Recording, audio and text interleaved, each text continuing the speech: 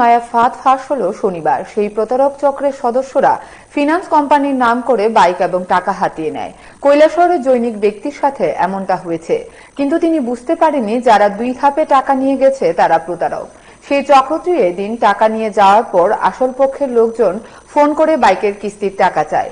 তখনই তিনি বুঝতে পারেন দুটির মধ্যে এক গোষ্ঠীর লোকজন প্রতারক। তাই তার সহযোগিতায় পুলিশ উভয় গোষ্ঠীর লোকজনকে আটক করার পর সত্যতা বেরিয়ে আসে। ধৃতদের নাম অভিরূপ চৌধুরী, বাড়ি ধর্মনগর থানা রোড, এবং অভিজিৎ দে, বাড়ি কৈলাসহর। গত মাসের 15 তারিখে অভিরূপ চৌধুরী নামে ধর্মনগর থেকে এক ব্যক্তি আমার বাড়িতে আসে, এসে আমার বাইকটাকে সিজ করে নিয়েছে। আমাকে বললো আমি নাকি 9 মাস ধরে ইনস্টলমেন্ট দিচ্ছি না। তো আমি বললাম আমি তো ইনস্টলমেন্ট দিচ্ছি।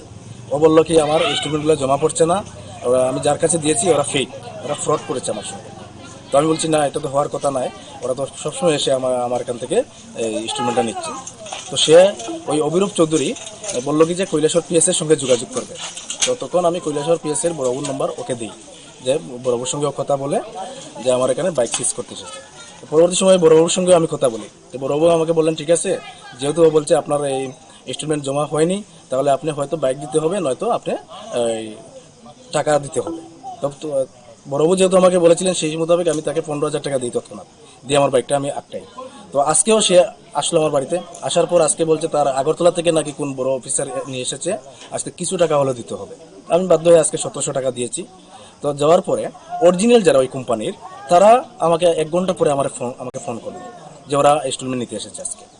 তারপরে বিজিতনগর যে আমরা এখন যে জায়গাতে দাঁড়িয়ে আছি, এখানেও ওই যারা ফ্রড তারাও এসেছিল, অরিজিনাল যারা তারা ফোন করার পরে আমার সঙ্গে কথা বলার পরে আমি বিজিতনগরে যোগাযোগ করে বলি যে 2 পার্টিকে এখানে আটকানোর জন্য। তো 2 পার্টিকে এখানে আটকানোর পর আমরা দেখছি যে ধর্মনগরের যে অভিরূপ চৌধুরী, যে সে তার সঙ্গে আরো 4 জন জড়িত,